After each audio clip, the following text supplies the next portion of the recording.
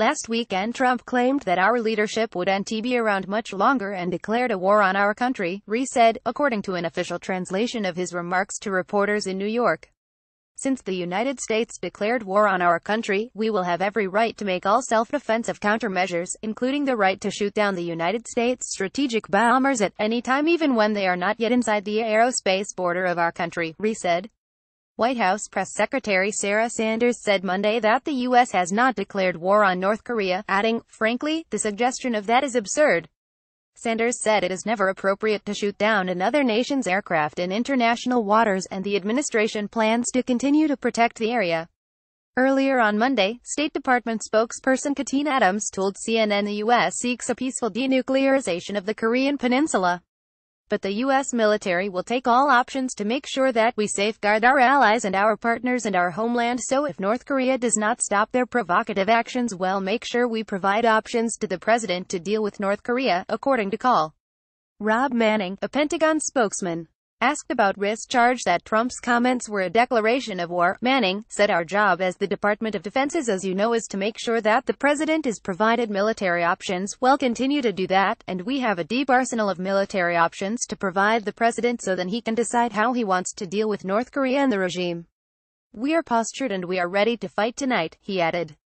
The U.S. Navy will also continue to maintain its presence near the Korean Peninsula despite the latest round of harsh rhetoric and threats of a military strike from Pyongyang. Two U.S. defense officials told CNN on Monday that the USS Ronald Reagan aircraft carrier will conduct scheduled naval maritime exercises with the South Korean Navy off the peninsula at the end of October. While the officials said the exercises are long scheduled and not in response to recent tensions, similar exercises have prompted strong condemnation from North Korea in the past. War of Words. The ongoing war of words between the two nations also saw several new fiery salvos on Saturday, a day on which the U.S. military, in a show of force, flew bombers in international airspace over waters east of North Korea, and the detection of mysterious seismic activity refueled concerns over the rogue nation's nuclear ambitions. Speaking at the UN on Saturday, Ri said that Trump had made a missile attack on the U.S. mainland inevitable by insulting the dignity of North Korea. None other than Trump himself is on a suicide mission, Ri said in a speech at the UN General Assembly. In case innocent lives of the U.S. are harmed because of this suicide attack, Trump will be held totally responsible. Trump took on Twitter Saturday night to respond to Ri's remarks. "Just heard Foreign Minister of North Korea speak at UN. If he echoes thoughts of Little Rocket Man, they won't be around much longer," Trump wrote. The U.S. and North Korea exchanged a series of verbal volleys last week as the UN met in New York. In his speech Tuesday, Trump threatened to totally destroy North Korea if the U.S. was forced to defend itself or an ally.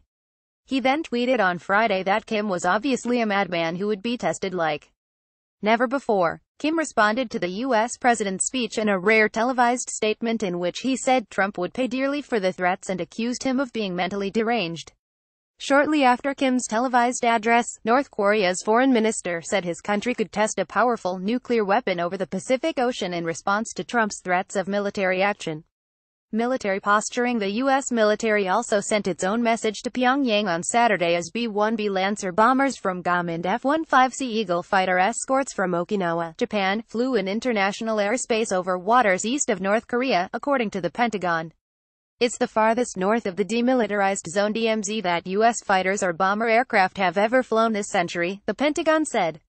The flight underscored the seriousness with which we take DPRK's reckless behavior, the Pentagon said, using an acronym for North Korea's official name, the Democratic People's Republic of Korea. This mission is a demonstration of U.S. resolve and a clear message that the president has many military options to defeat any threat, Pentagon spokeswoman Dana White said in a statement. North Korea's weapons program is a grave threat to the Asia-Pacific region and the entire international community. We are prepared to use the full range of military capabilities to defend the U.S. homeland and our allies.